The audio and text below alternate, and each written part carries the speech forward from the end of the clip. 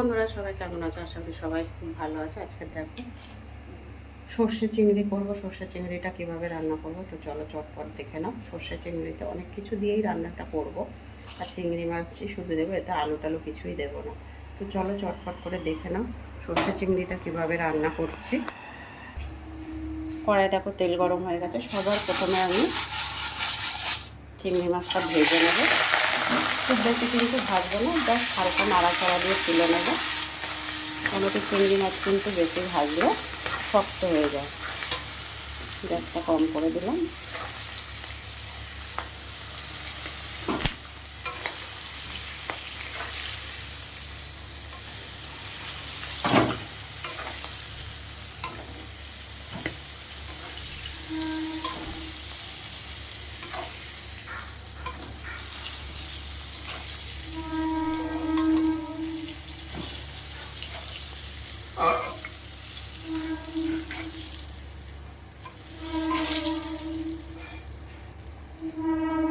সর্ষে চিংড়ি রান্না করার জন্য আমি এখানে দেখো একটা ছোট্ট সাইজের পেঁয়াজ কুচিয়ে নিয়েছি, একটা টমেটো কুচিয়ে নিয়েছি। পেঁয়াজটা বেশ ভালো করে লাল লাল করে ভেজে নেব।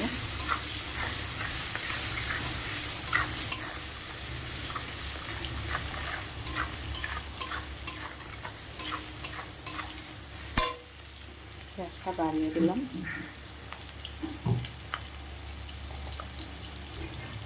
নুন দিয়ে দিলাম পরিমাণ মতন।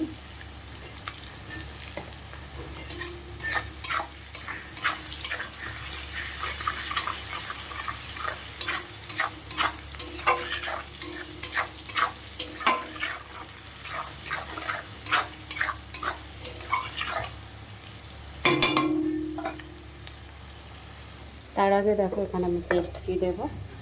এখানে একটু সাদা সর্ষে, কালো সর্ষে আর সাদা সর্ষের পরিমাণ কিন্তু বেশিই নিয়ে নিয়েছি। পোস্ত একদম হাফ চা চামচের মতো নিয়ে নিই, আর একটু নারকেল কুচিয়ে নিয়েছি। এগুলোকে একসাথে পেস্ট করে নেব।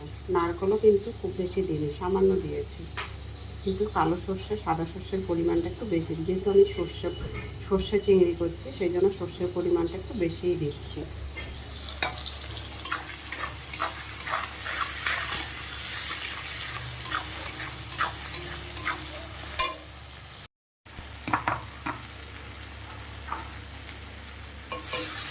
আদা বাটা দিলাম। আদা বাটা কিন্তু খুব বেশি দেবো না, সামান্যই দিচ্ছি।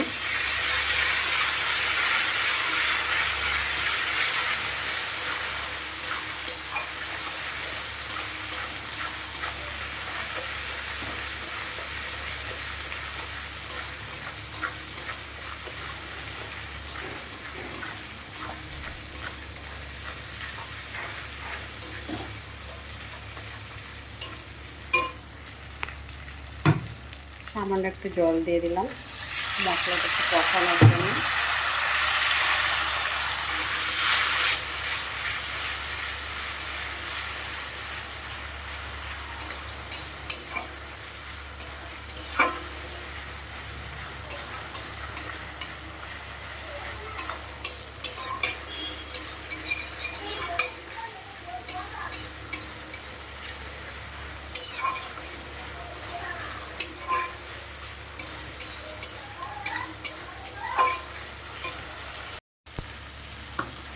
দেখো এখানে সর্ষে পেস্ট করে দিয়ে দিলাম।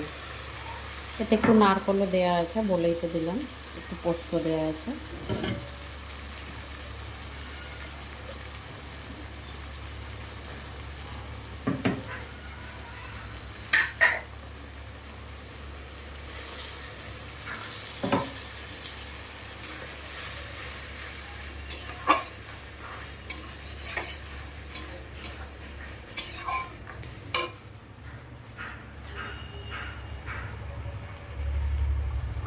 হলুদ দিয়ে দিলাম পরিমাণ মতন। লঙ্কার গুঁড়ো দিয়ে দিলাম হাফ চা চামচের মতন।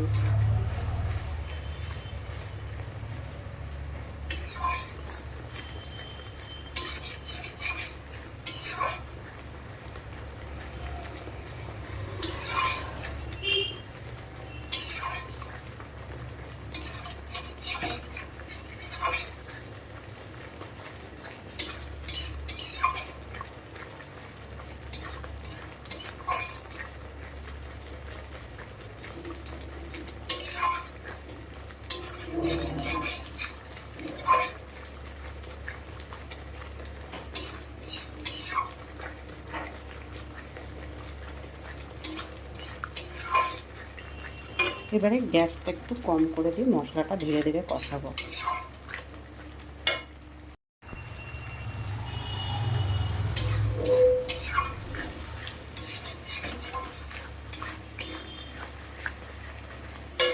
চিংড়ি মাছটা দিয়ে দিচ্ছি, একটু মিষ্টি দিয়ে দিলাম,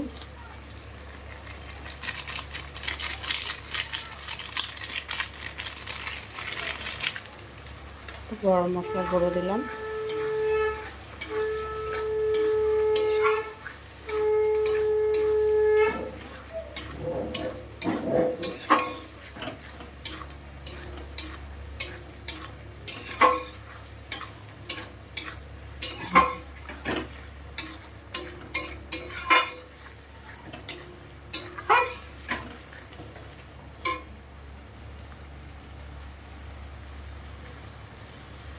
এবার একটু জল দিয়ে দেবো।